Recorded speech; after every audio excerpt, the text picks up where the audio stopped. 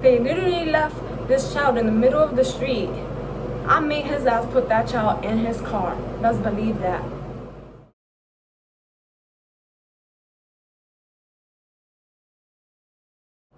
Hello my beautiful people, welcome back to my channel. You are live with Marie. Don't forget to like, comment, and subscribe, and turn on your notifications if you are new here.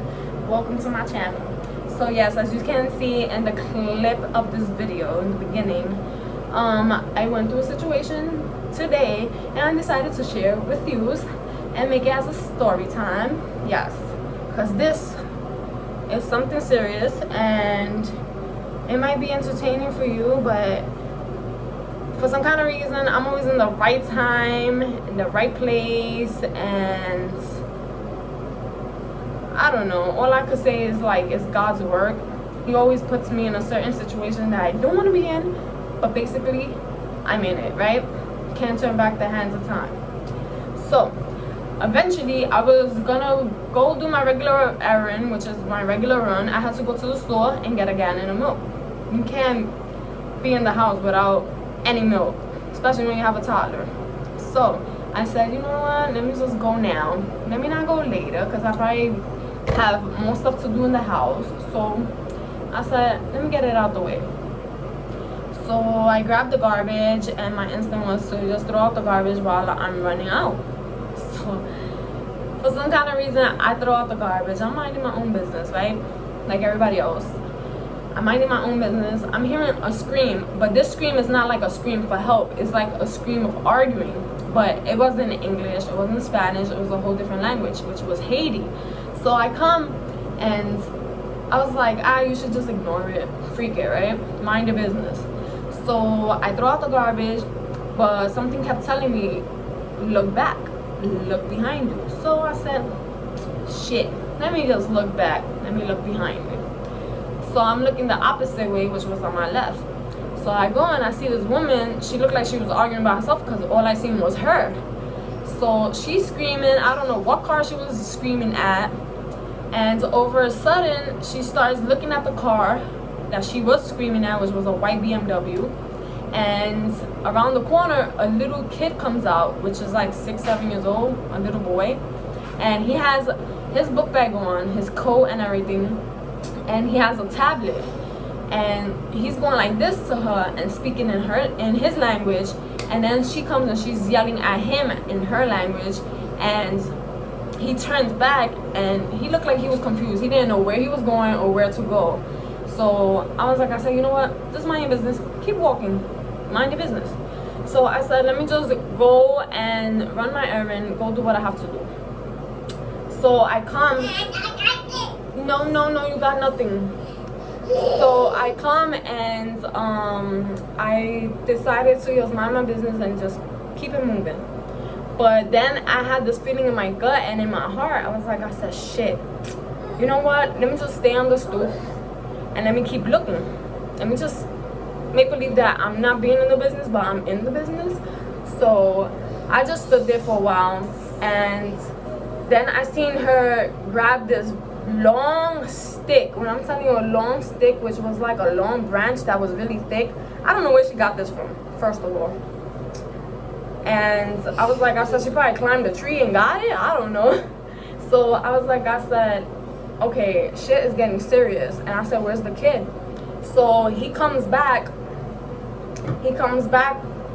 from around the corner, and he's screaming at his mother, and he's like, he looked confused. He was like where do I go, what do I do? Then he comes and he's like, dad, daddy. So I'm like, oh, he's screaming at the car. When I'm telling you, this lady seen him coming towards the street, towards my block. She came and she ran so fast to the street, took that long thick branch that she had on her hand and hit his windshield. All I heard was pop. So I was like, oh shit. I said, she hit his car. BMW windshield. I know he's tight. I knew he was mad. So he started driving slow and he was holding up traffic, and his hazard lights, he turned it on. But she was happy. She was like, oh shit, I hit the car, all right. But she didn't do no damage. But she was walking back, but I seen that the child was walking the opposite way. She didn't even freaking bother grabbing that kid and walk with him, like, oh shit, just come with me. No, she left him basically in the middle of the sidewalk, not giving a two shits what happens to him, and was like, oh, you know, like, go with your father. Go with your father. So, hey, get out of there. Sorry guys, I had to scream at my toddler. So I told, so I was just looking at her and I said, you know what, let me just mind my business. So I was walking to the corner, and then when I turned around, as soon as I turned around, all I seen was the child running towards the car. So I felt bad, and I was like, I said, damn, I might have to still put my 2 cents into this situation, even though I don't want to, and help this child. He has no voice, nobody's helping him. He's stuck in between of a tug of war with his mom and father, and they're not giving a two shits about this child. So me, Mrs. Goodhearted, I was walking towards him, and then he ran towards the car, which was his dad's car, and he's trying to open the back door hopelessly and saying, Dad, please open, please open. He wasn't trying to open the door. So I'm like, what the hell? And thank God, I thank God that the light was green and all of a sudden it turned red. It even skipped, I think, the yellow light. It was just meant to be that the car ended up stopping like in front of me. So when I seen that, I grabbed the child and I told him, don't be afraid, I'm gonna help you. Then the father opened the window, and then he was telling him, oh, go with your mother, go with your mother. I looked at him, I was like, I know he's on the phone with the cops and whatever, complaining to them and telling them about the situation.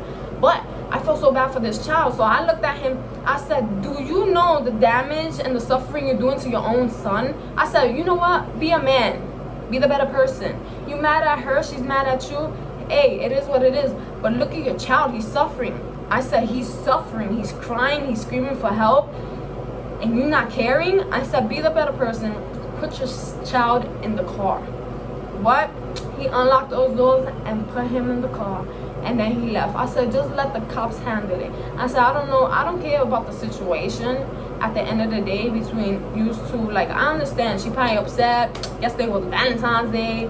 And he probably went and he did him. He moved on, you know, and she's not. Okay, whatever. To each his own. But parents don't realize the damage they're doing mentally and physically and emotionally to these kids. This is one of the situations and one of the reasons why I left my last relationship, because I didn't want situations like that to happen around my child. And I say, even if things don't work out between one another and you have kids involved, like, try to be civil. Like, okay, somebody moved on. Okay, it is what it is. You know what? Not everything lasts forever, you know?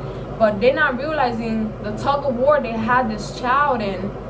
And I'm so happy that I got to help this child, put him safe in the car, and then I got to walk and ran my errand in peace. You know, I even had to FaceTime my mother and be like, Ma, you don't know what happened, blah, blah, blah.